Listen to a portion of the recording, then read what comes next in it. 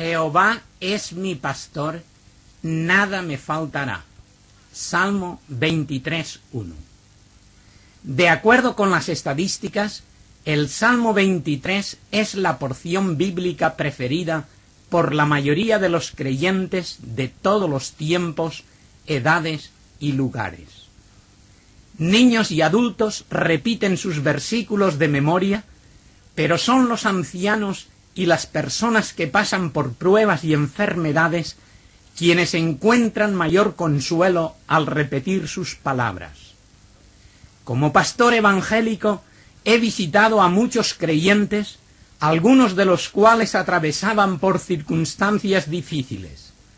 Al querer impartirles alguna palabra de aliento, con frecuencia he sido gratamente sorprendido al oír de sus labios las palabras del salmista: Jehová es mi pastor, nada me faltará.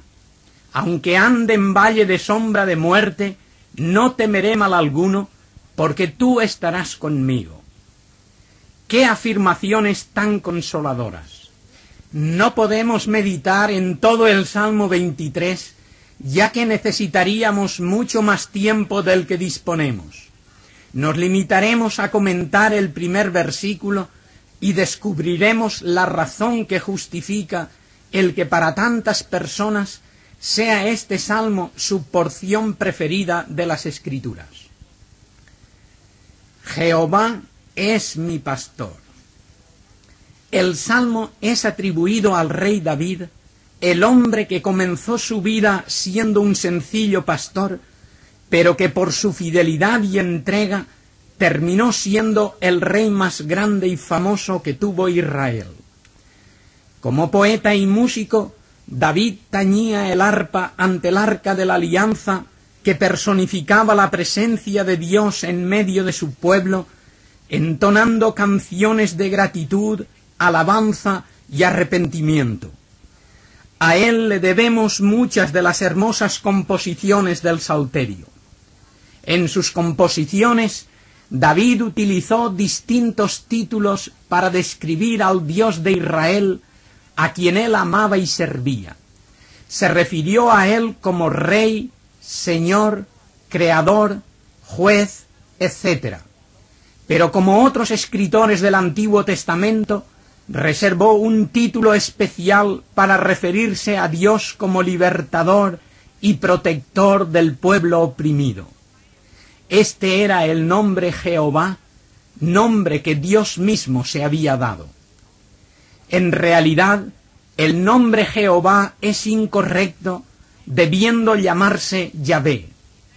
En la época anterior a Cristo, los judíos desarrollaron la idea supersticiosa de que el nombre Yahvé, que significa Dios, era demasiado sagrado para ser pronunciado por los labios impuros de los hombres.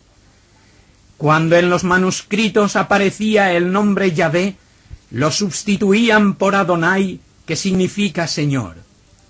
La confusión se produjo cuando los rabinos decidieron añadir las vocales a las consonantes del idioma hebreo, pues al estar habituados a leer Adonai cuando aparecía Yahvé, unieron a las 4 consonantes sagradas las vocales de Adonai, resultando el nombre artificial de Jehová. Tanto en los salmos como en los libros históricos y legales, casi siempre que se usa el nombre Jehová, se hace recordando la intervención prodigiosa de Dios en la liberación de su pueblo. Así, cuando los hebreos estuvieron oprimidos por el faraón en Egipto, Jehová escuchó sus lamentos y los liberó. Cuando el pueblo fue perseguido por el ejército del faraón, Jehová separó las aguas del Mar Rojo y el pueblo pasó sin mojarse. Cuando los israelitas anduvieron por el desierto y sintieron sed, Jehová hizo brotar agua de una roca para que bebieran. Cuando el pueblo estuvo a punto de perecer de hambre, Jehová les envió cada día el maná. Es decir, que cuando los escritores sagrados piensan en Dios como el protector y defensor de su pueblo, lo describen con el nombre de Jehová. Según los eruditos, David compuso el Salmo 23 en circunstancias adversas para él. Saúl quería matarle y le perseguía por todas partes. Sus días parecían estar contados. Tenía que huir por las montañas y refugiarse en las cuevas donde se guarecían las fieras. Fue en estas difíciles circunstancias cuando el que había sido elegido para ser rey de Israel compuso este hermoso poema conocido como el Salmo del Pastor. Es como si David estuviera recordando la historia de su pueblo, viendo a sus antepasados oprimidos en Egipto, errantes durante 40 años por el desierto, y en cada caso Jehová que salía en su defensa y proveía a sus necesidades. Ahora es Él quien necesita protección y ayuda. Es Él quien se encuentra angustiado y perseguido. Es Él quien acude al Dios que protegió a sus antepasados y le invoca con el nombre de Jehová que tantos recuerdos trae a su memoria. Cuando nosotros nos hallemos en situaciones críticas, cuando suframos enfermedades, afrontemos problemas o las cosas no nos vayan bien, acudamos a Jehová como lo hizo David, recordando que Él es el Señor, Él es el protector y defensor de cuantos le aman, le sirven y le invocan. Qué importante fue el nombre Jehová en la mente y en los labios de David. Lo mismo de importante y consoladora debe ser esa palabra en la mente y en los labios de cualquier creyente. El versículo dice, Jehová es.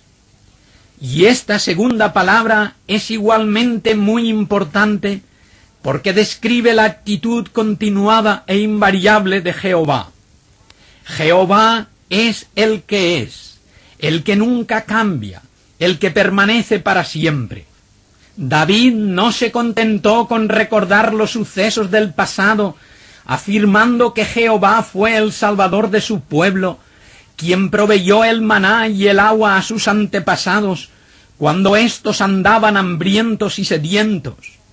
Esto no hubiera tenido gran valor para él, excepto como recuerdo histórico.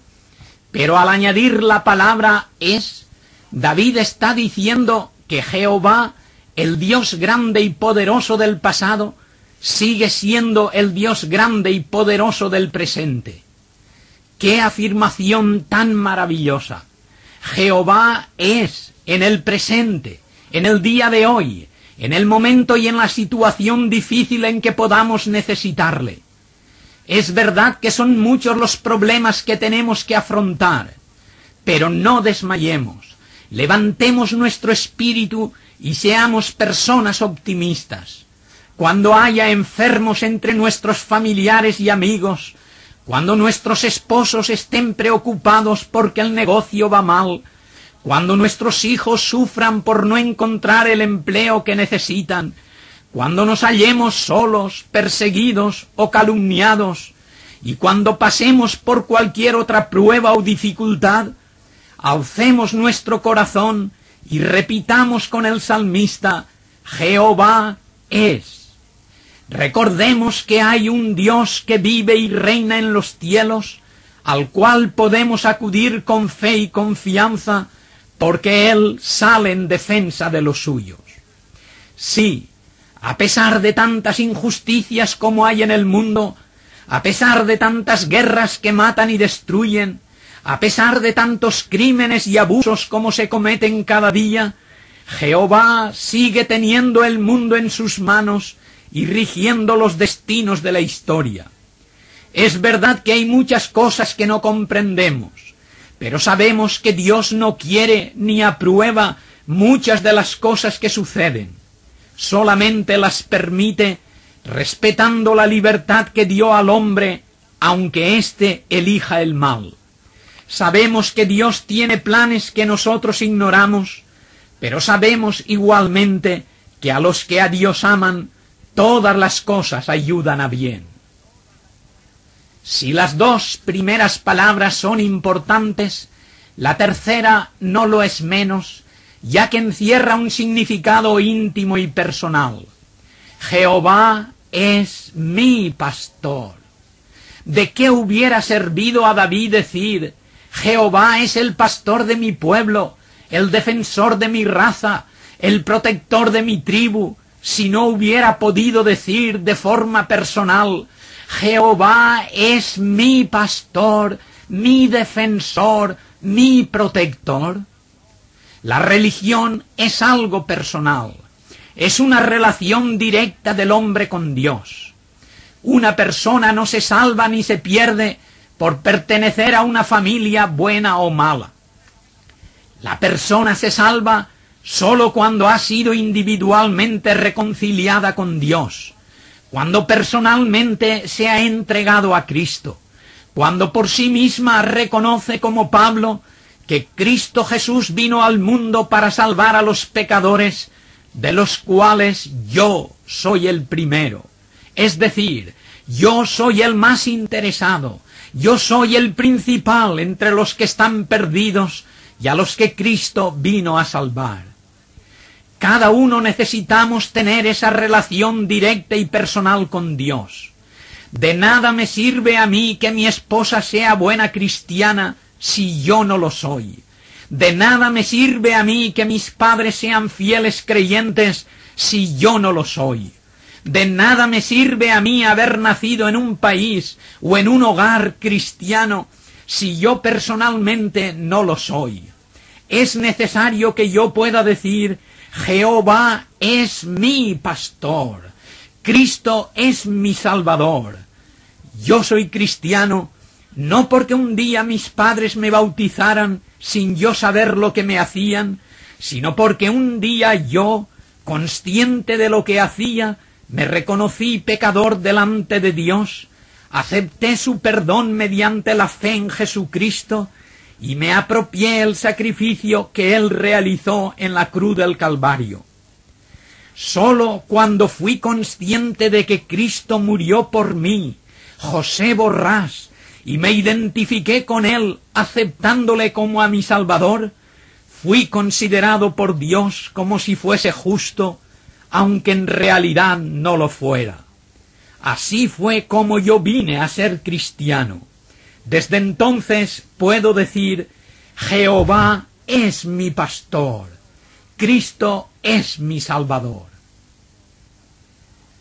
El título que David da a Jehová, describiéndole como al Dios protector que sale en defensa de su pueblo atribulado, es el de pastor. ¡Qué figura tan hermosa! Dios es presentado no como un valiente guerrero, ni como un rey invencible, sino como un sencillo pastor que vela por su rebaño. En el occidente, el pastor va detrás del rebaño cuidando de que ninguna oveja quede rezagada ni se desvíe del camino. Pero en el oriente la práctica es distinta. El pastor va delante del rebaño y son las ovejas las que le siguen. Esta es la figura que se encuentra no sólo en el Salmo 23, sino también en el capítulo 10 del Evangelio de Juan, donde Jesús se presenta a sí mismo como el buen pastor. El pastor oriental conoce bien a sus ovejas porque éstas son conservadas para explotar su lana, reteniéndolas año tras año hasta que se hacen viejas. Frecuentemente, el pastor que ha convivido largo tiempo con sus ovejas las conoce bien a cada una, dándoles nombres de acuerdo con las características que ve en ellas, y las ovejas que le han oído tantas veces conocen la voz de su pastor. Es corriente que varios rebaños pernocten en un mismo redil. Cuando amanece el día, cada pastor va a recoger sus ovejas, se pone en medio del redil y las va llamando una a una por nombre. Y las ovejas, al reconocer la voz de su pastor, se separan de las demás y se juntan donde él está, siguiéndole cuando él sale del redil. Esta es la figura que tiene presente el salmista David, recordando las escenas por él vividas en sus tiempos de pastor. Por experiencia sabía que un buen pastor conoce a sus ovejas, va delante de ellas y las guía a los verdes prados para que se alimenten, las lleva a los recodos de los ríos para que sacien su sed y las conduce a lugares tranquilos para que descansen. Este es el concepto que David tiene de su Dios al describirle como a su pastor. El pastor solía ir humildemente vestido, llevando colgado un zurrón donde guardaba su escasa y frugal comida, un poco de pan seco, unas aceitunas, unos dátiles y un poco de queso. También llevaba una vara larga para conducir a las ovejas y contarlas al llegar al redil, y un cayado para defenderlas si las ovejas eran atacadas por las fieras. Debido a la escasez de comida en el desierto, las fieras están hambrientas y atacan ferozmente a los rebaños. Y si el pastor se interpone defendiendo a sus ovejas, no es raro que ataquen al pastor, quien en ocasiones llega hasta perder su vida defendiendo al rebaño. A esto se refiere Jesús cuando contrasta al buen pastor con el asalariado, quien no teniendo amor por lo que no es suyo, ve venir al lobo y huye porque no son suyas las ovejas. Cuando David piensa en su triste situación y recuerda lo que Dios ha hecho con su pueblo, expresa la confianza personal que en ese Dios tiene depositada, diciendo: Jehová es mi pastor. Sabía que Dios no iba a hacer por él menos de lo que él había hecho por cada una de sus ovejas siendo pastor. Nada me faltará. David tenía tanta fe y tanta confianza en ese Dios grande y poderoso, que tras afirmar solemnemente Jehová es mi pastor, añadió inmediatamente esta otra frase tan absoluta y categórica como la primera: nada me faltará. ¿Comprendemos claramente el significado de la frase? Nada en castellano significa nada, sin excluir ningún aspecto. David está afirmando que no le va a faltar absolutamente nada, ni material ni espiritualmente. En cuanto a lo material, la palabra de Dios afirma que no hay justo desamparado, ni su descendencia que mendigue pan. Y el propio Jesús dijo que si seguimos al Señor fielmente, buscando en primer lugar el reino de Dios, todas las demás cosas se nos darán por añadidura. Esto no quiere decir que vamos a abundar en riquezas, pero sí que tendremos lo necesario y seremos felices con lo que tengamos. No es más rico quien más tiene, sino quien menos desea por contentarse con lo que tiene. Quien tiene a Jehová como a su pastor, tampoco va a necesitar nada espiritualmente. Qué pena que haya tantas personas que, habiendo mortificado su cuerpo, hecho penitencias, dado limosnas y un sinfín de cosas más, no tengan seguridad a la hora de su muerte. Entre los católicos practicantes, cuando el médico dice que no hay remedio para un enfermo, sus familiares se apresuran a llamar a un sacerdote para que le dé la extremaunción. No importa lo piadoso que haya sido el enfermo, ni la cantidad de buenas obras que haya practicado, todavía le falta recibir los últimos sacramentos. Y después de que muera, se le tendrán que decir misas para liberarle del purgatorio. La Biblia, por el contrario, dice que si una persona puede decir verdaderamente Jehová es mi pastor, puede añadir igualmente, nada me faltará. La persona que durante su vida ha entregado su corazón a Cristo puede morir completamente segura de que ya no le falta nada, porque al tener a Cristo tiene la vida eterna. Este es el testimonio, dice la palabra de Dios, que Dios nos ha dado vida eterna y esta vida está en su Hijo. El que tiene al Hijo tiene la vida. No es que la tendrá algún día, no es que la recibirá después de la muerte. Si tiene al Hijo de Dios en su corazón, ya tiene la vida eterna. No le hace falta nada. Quien muere habiendo aceptado a Cristo como a su Señor y Salvador, tampoco necesita misas ni rezos para liberarle de un purgatorio imaginario. La Escritura no menciona semejante lugar donde las almas hayan de sufrir para limpiar las imperfecciones que quedaron sin purificar, puesto que la sangre de Cristo nos limpia de todo pecado. Cristo no nos limpia a medias. Cristo no nos perdona unos pecados sí y otros no. Él es fiel y justo para perdonar nuestros pecados y limpiarnos de toda maldad. Leemos en la primera carta de Juan, capítulo 1, versículo 9. ¡Qué frase tan consoladora! No es que no le faltará nada al pastor, que es un siervo de Dios, o a tal o cual hermano, que es una excelente persona, o a esa ancianita que se pasa los días orando y leyendo la Biblia. Es que no me faltará nada a mí. Es que no te faltará nada a ti, amigo, a ti, María, a ti, Antonio, si tú puedes decir de corazón, Jehová es mi pastor. En el capítulo 10 del Evangelio de Juan, Jesús se presenta a sí mismo como el buen pastor. En otras palabras, Jesús es el pastor a quien invocaba David, es Jehová que se ha hecho hombre para vivir con los hombres, para experimentar nuestra situación humana y para que podamos ver de cerca cómo es Dios.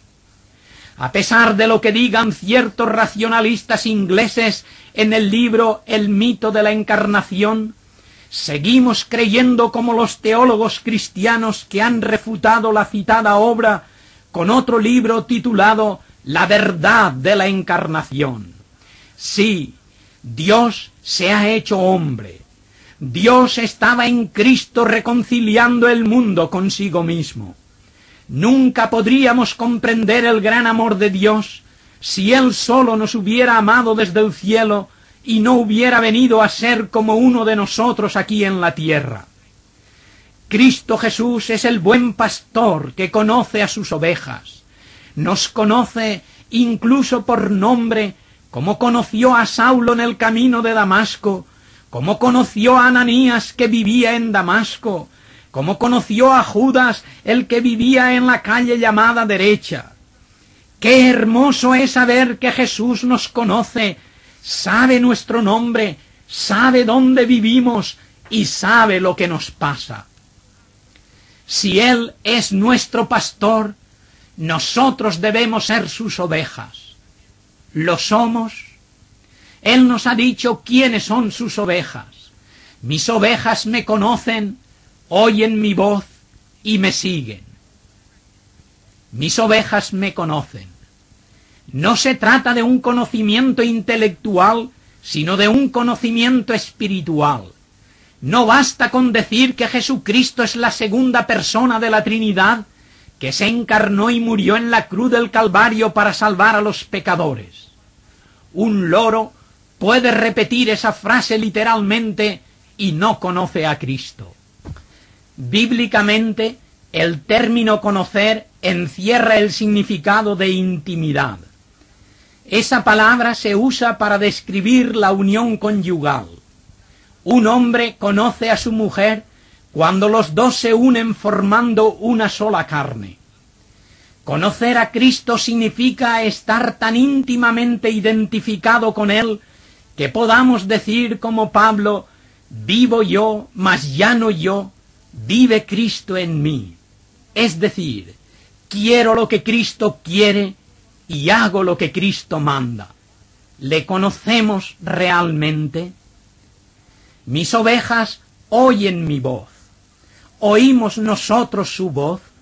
El Señor nos habla de muchas maneras, por medio de la naturaleza, la historia, la conciencia, sus mensajeros, pero sobre todo por medio de su palabra. Él dice en Apocalipsis 3:20, «He aquí yo estoy a la puerta y llamo. Si alguno oyere mi voz y abriere la puerta de su corazón, yo entraré a él». El Señor nos habla, sí, pero unas personas le escuchan y otras personas se hacen el sordo. ¿Oyes tú su voz?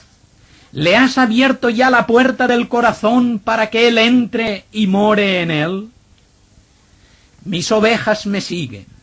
Seguir a Cristo significa obedecerle cumpliendo fielmente sus mandatos. Significa imitarle haciendo en cada momento lo que él haría si estuviera en nuestro lugar. Significa aceptar como verdad cuanto él nos ha dicho, creyendo sus enseñanzas y confiando en sus promesas. ¿Le sigues tú, amigo? ¿Es Jehová tu pastor? ¿Perteneces tú al rebaño de Jesucristo? ¿Le conoces personalmente? ¿No basta conocerle por lo que nuestra madre nos dijera de él cuando éramos niños? ¿O por lo que leímos de él en un libro o catecismo? ¿O por lo que otras personas han dicho de él? Es necesario, amigo, que hagas tu propia decisión personal, que te reconozcas pecador a los ojos de Dios y que acudas a Cristo arrepentido, invitándole a que entre en tu corazón. ¿Quisieras hacerlo? Él te invita a venir a Él con tus cargas y pecados. Venid a mí, los trabajados y cargados, que yo os haré descansar. ¿Quisieras tú el descanso y la paz que Él te ofrece? Ven a Él, y podrás hacer tuyas las palabras del salmista: Jehová es mi pastor, nada me faltará.